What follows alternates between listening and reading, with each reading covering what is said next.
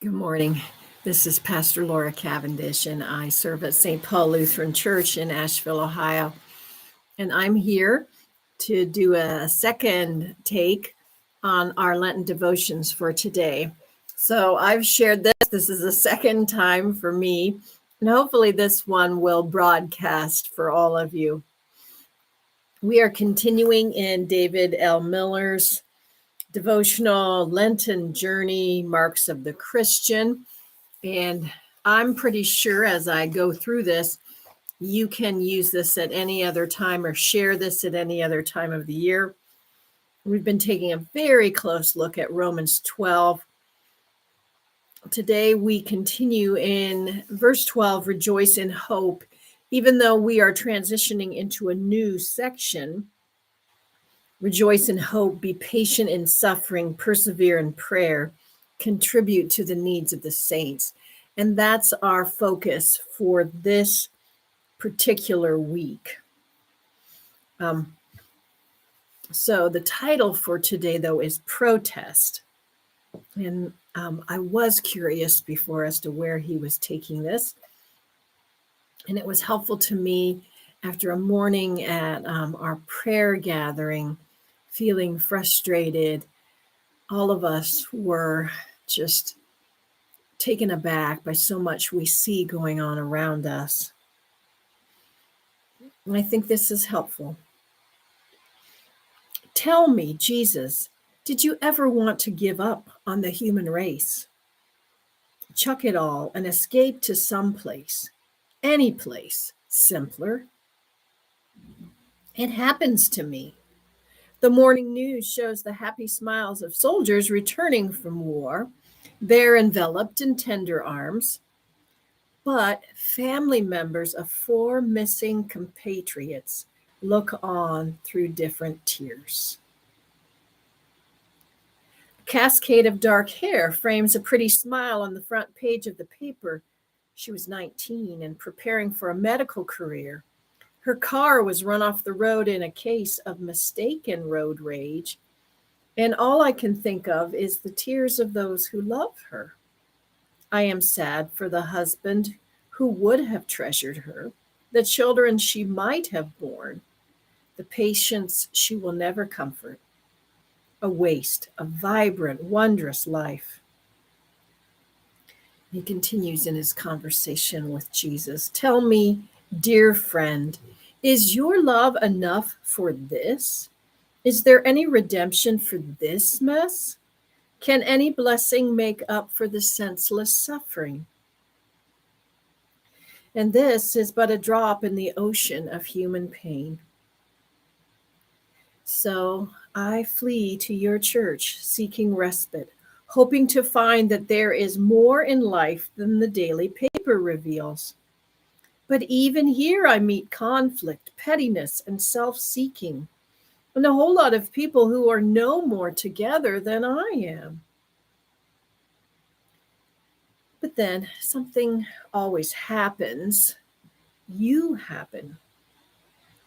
I listen and am touched by music of infinite longing and loveliness that speaks of a world beyond all sadness and tragedy. I am swept into a sunset, a burst of orange and purple on incidental clouds, painting an impressionistic wonder unlike any before or that ever will be.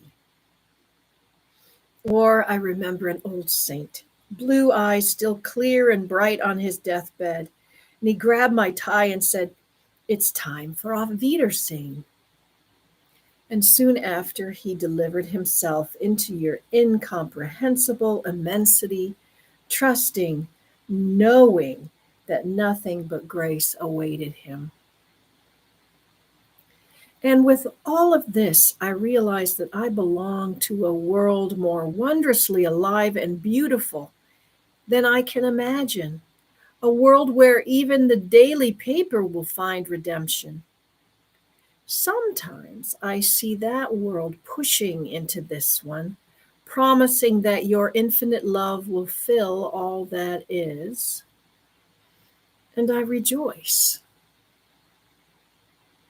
It's an act of protest.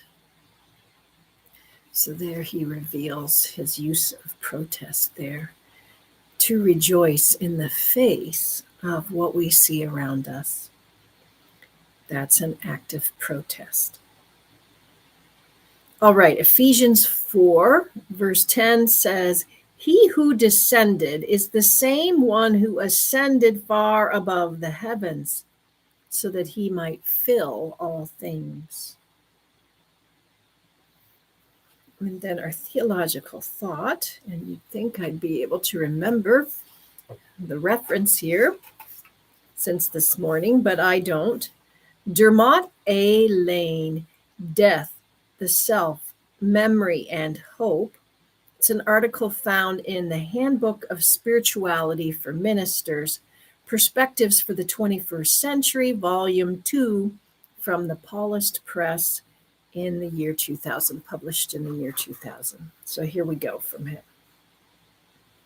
Hope is a trusting interpretation that the glimpses of life and beauty and glory in the present are not empty, but full of promise.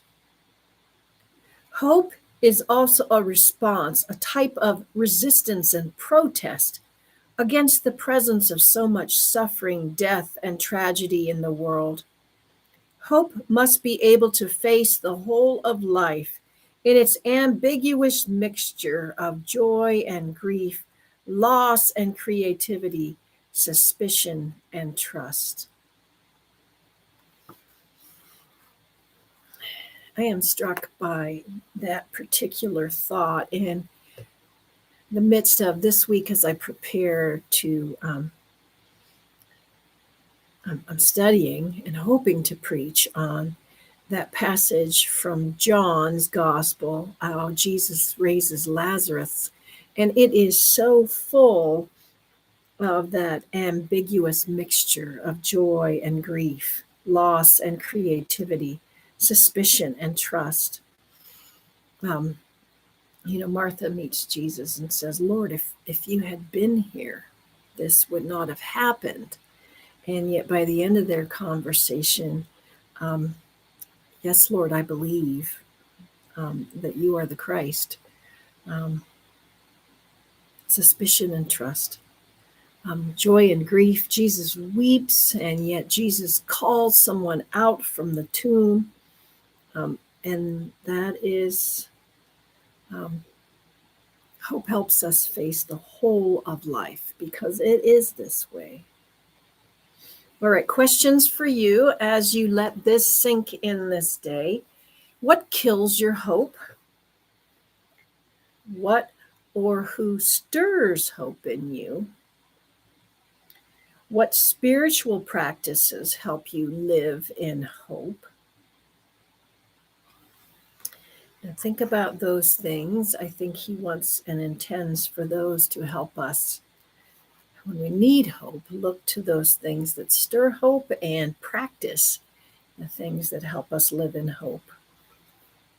Psalm 130, verse 5 through 6 says this for us. "I wait for the Lord, my soul waits, and in his world I hope. My soul waits for the Lord more than those who watch for the morning."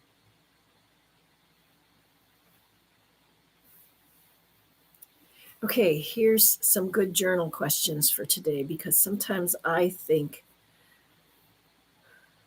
these are all good things we need to deal with in the face of our ambiguous world that's difficult to see. How do you respond to the desire to escape? What might you do as an act of protest against suffering and hopelessness?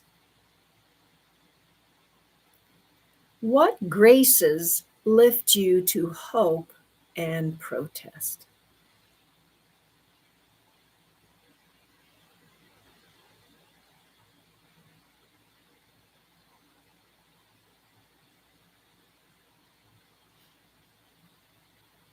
All right, I'll have those posted for you if you need to work on them. Okay, prayer for today. Awaken my hope in times of desolation, that I may lift the downhearted. Amen. All right. Go in peace. May Christ go with you. And I'm pretty sure we had a successful taping session just now. So we'll see you tomorrow as we do day 26. Patience. All right.